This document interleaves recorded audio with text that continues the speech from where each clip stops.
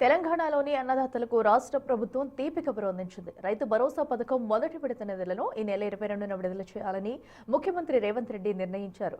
సిద్దిపేట జిల్లా నర్మెట్ట వేదికగా ఈ నిధుల విడుదల కార్యక్రమం ఘనంగా జరగనుంది.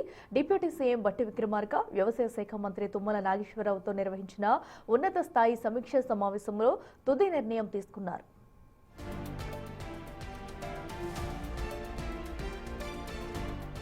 మొదటి విడతలో భాగంగా రాష్ట్ర వ్యాప్తంగా 1 ఎకరం లోపు భూమి ఉన్న సుమారు 70 లక్షల మంది రైతుల ఖాతాల్లోకి నేరుగా నగదు జమ కానుంది. దీనికోసం ప్రభుత్వం 3,590 కోట్ల నిధులను కేటాయించింది.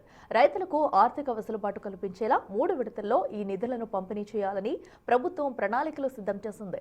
మొదటి విడత పూర్తయిన 20 రోజుల తర్వాత రెండో విడత కింద 2,650 కోట్లను విడుదల చేయనున్నారు. ఏప్రిల్ నెలాఖరు నాటికి 3వ విడత నిధులను కూడా విడుదల చేసి రైతు భరోసా ప్రక్రియను పూర్తి చేయాలని ప్రభుత్వం లక్ష్యంగా పెట్టుకుంది.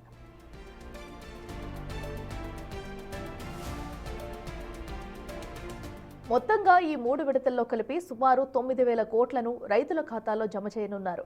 గతంలో నిలిచిపోయిన సాగు పెట్టుబడి సాయాన్ని అందించి రైతులకు అండగా నిలవడమే తమ ప్రభుత్వ ఉద్దేశమని ముఖ్యమంత్రి స్పష్టం చేశారు.